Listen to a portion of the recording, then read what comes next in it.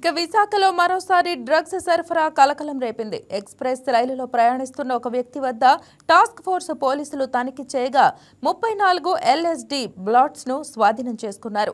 కృష్ణా జిల్లా గుడివాడకు చెందిన చరణ్ అనే యువకుడు బెంగళూరు నుంచి విశాఖకు డ్రగ్స్ సరఫరా చేస్తున్నాడన్న సమాచారంతో eagle team, city task force పోలీసులు దాడులు నిర్వహించారు.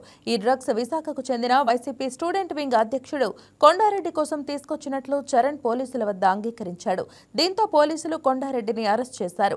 దీనిపై మరింత సమాచారం విశాఖపట్నం నుంచి మా స్పెషల్ కరెస్పాండెంట్ దుర్గాప్రసాద్ లైవ్ లో అందిస్తారు.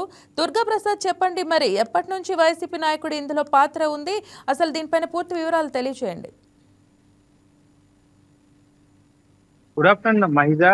వైసీపీ మెడకి అయితే ఈ డ్రగ్స్ కేసు చుట్టుకుందని మనం చెప్పొచ్చు.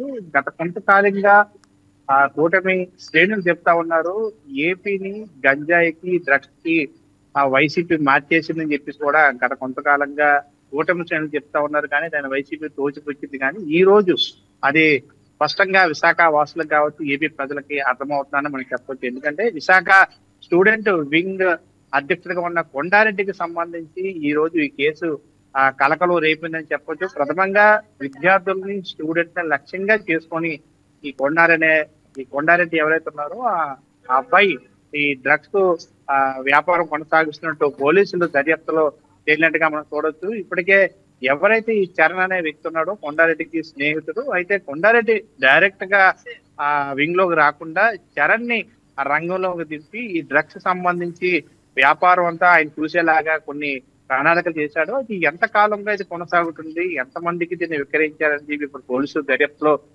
తేలనుంది. ఈ నేపథ్యంలో విశాఖలో ఉన్న వైసీపీ శ్రేణులకైతే గుండెల్లో రైళ్లు పెరుగుతున్న అంశాన్ని మనం చూడవచ్చు. ఎందుకంటే ఎవరి పేరు కొండారెడ్డి బయటకు చెప్తాడో అనే వైసీపీ శ్రేణుల్లో తీవ్ర అలజడి మొదలైందని చెప్పొచ్చు. నిన్న విశాఖలో డీజీపీ కార్యక్రమం జరిగింది. ప్రధానంగా గంజాయి ఎక్కడెక్కడైతే లభ్యమైందో దాన్ని అంతా కూడా అగ్నికి ఆహుతి చేసిన అంశాన్ని మనం చూడవచ్చు. ఈ నేపథ్యంలో విశాఖ వేదికగానే డీజీపీ మాట్లాడడం జరిగింది. ఎక్కడ కూడా ఆ గంజాయి కేసు కానీ డ్రగ్స్ కానీ ఉపేక్షించేది లేదు, ఎంతటి వారైనా పట్టుకొని తీరుతామని నిన్న చెప్పడం జరిగింది. ఇదే నేపథ్యంలో హైదరాబాద్ నుంచి వచ్చిన దురంతో ఎక్స్ప్రెస్ లో చరణ్ అనే వ్యక్తిని టాస్క్ ఫోర్స్ పోలీసులు, ఈగల్ టీం సంయుక్త ఆపరేషన్ లో పట్టుకోవడం జరిగింది. అయితే ఆ టాస్క్ ఫోర్స్ పోలీసుకు సంబంధించి కానీ ఈగల్ టీం కానీ కొంచెం ఇన్ఫర్మేషన్ రావడం జరిగింది. చరణ్ అనే వ్యక్తి బెంగళూరులో కొనుగోలు చేసి హైదరాబాద్ కి వెళ్లి హైదరాబాద్ నుంచి విశాఖకు ట్రైన్ లో రావడం జరుగుతుందని ఇన్ఫర్మేషన్ రావడంతో వెంటనే ఆయన్ని అదుపులోకి తీసుకున్న తర్వాత